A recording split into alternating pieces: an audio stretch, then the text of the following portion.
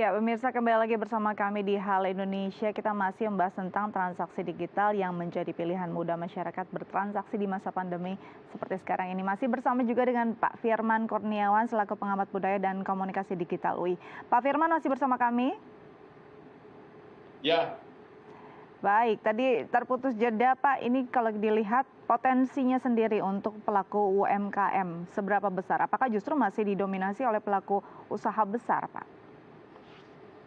ya, secara umum struktur industri di Indonesia itu 99 atau ya 98% itu pelakunya adalah UMKM, sedangkan industri yang kita kenal sebagai industri besar atau ya semacam Telkom, kemudian Garuda Indonesia, termasuk usaha-usaha penanaman modal asing dan sebagainya, itu menempati antara 1-2% saja. Nah, jadi 98% pelaku usaha di Indonesia ini adalah UMKM. Nah, di data tahun lalu, ketika pandemi dihitung berapa yang sudah siap digitalisasi ketika ada himbauan tadi untuk memusatkan aktivitas di rumah atau menghindarkan aktivitas yang menimbulkan kerumunan.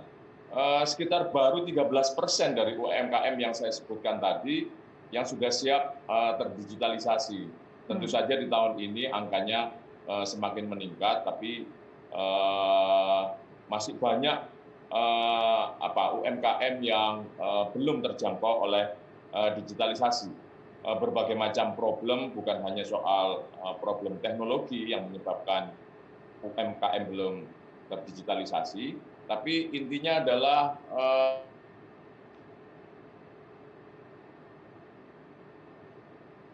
ini akan memudahkan dan membuka peluang bagi siapapun, bahkan pelaku usaha yang sifatnya individu, mempunyai kesenangan, kemudian misalnya hobi tertentu berupa barang dan jasa untuk ditransaksikan, itu dengan memanfaatkan platform-platform digital yang cenderung gratis,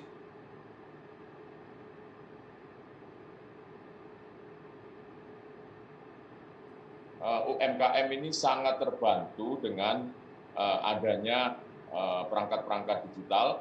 Belum lagi usaha-usaha yang tidak pakai platform, seperti mungkin Mbak kenal dan menggunakan media sosial seperti Instagram atau pakai Facebook dan sebagainya, WhatsApp, di grup-grup keluarga itu terjadi transaksi jual beli barang dan jasa.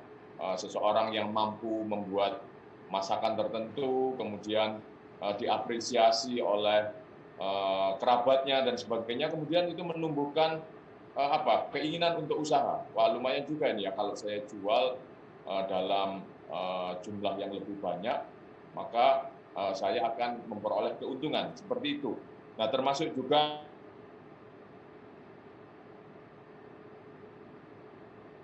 di produsen konten dan sebagainya, itu juga ditransaksikan di perangkat-perangkat digital, termasuk tadi media sosial. Jadi sebetulnya ini adalah peluang bagi UMKM untuk tumbuh, untuk mandiri, dan masyarakat ini bisa menggerakkan roda perekonomian dengan lebih lancar dan lebih partisipatif, seperti itu, Mbak.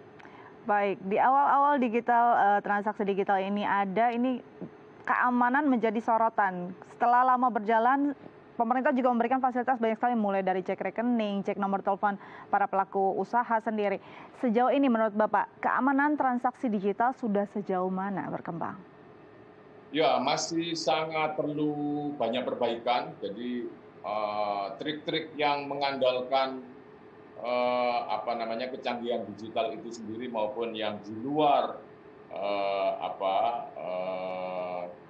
kemampuan digital itu berkembang semua. Kejahatan untuk mengganggu ekosistem ekonomi digital ini.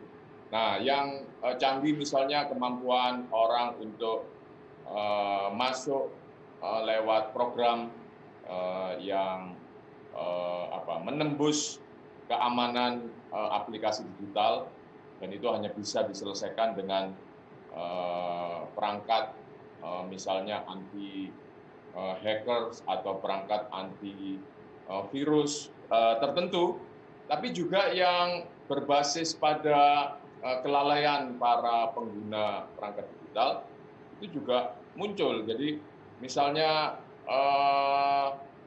tipuan yang lewat SMS meminta one time password dari pengguna itu juga berseliweran. Jadi kita beberapa saat yang lalu misalnya di WhatsApp muncul link yang kemudian minta kita klik.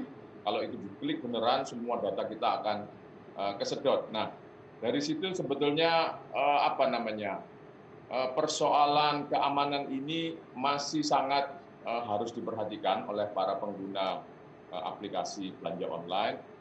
Bisa dari m-bankingnya itu sendiri, bisa dari e-walletnya, atau dari aplikasinya itu sendiri, yang kemudian kalau itu ditembus, itu akan menyebabkan semua data kita akan dimanfaatkan oleh pihak lain. Demikian juga beberapa saat yang lalu ada sebuah platform belanja yang ternyata setelah diteliti, datanya itu atau para hackernya sendiri yang menyatakan bahwa data dari platform belanja tertentu kita jual ke pasar gelap. Nah itu kemudian platformnya juga mengumumkan bahwa dia kebobolan begitu banyak data, dan masyarakat diminta untuk melakukan pengamanan, mengganti password dan sebagainya. Nah, itu menunjukkan bahwa ada problem keamanan yang masih perlu dipelajari. Betul. Dan 100% aman, seperti itu, Mbak. Baik, jadi masyarakat Pak. harus Baik, jadi masyarakat memang harus benar-benar cermat dan juga bijak yang menggunakan digital ini sebagai pusat transaksi. Pak Firman, terima kasih banyak sudah berbagi bersama kami di Halo Indonesia. Tetap jaga kesehatan, Pak. Selamat berlibur lebaran. Baik. Terima kasih. Baik, pemirsa, usai jeda kita akan menghadirkan informasi menarik lainnya. Tetap bersama kami di Halo Indonesia.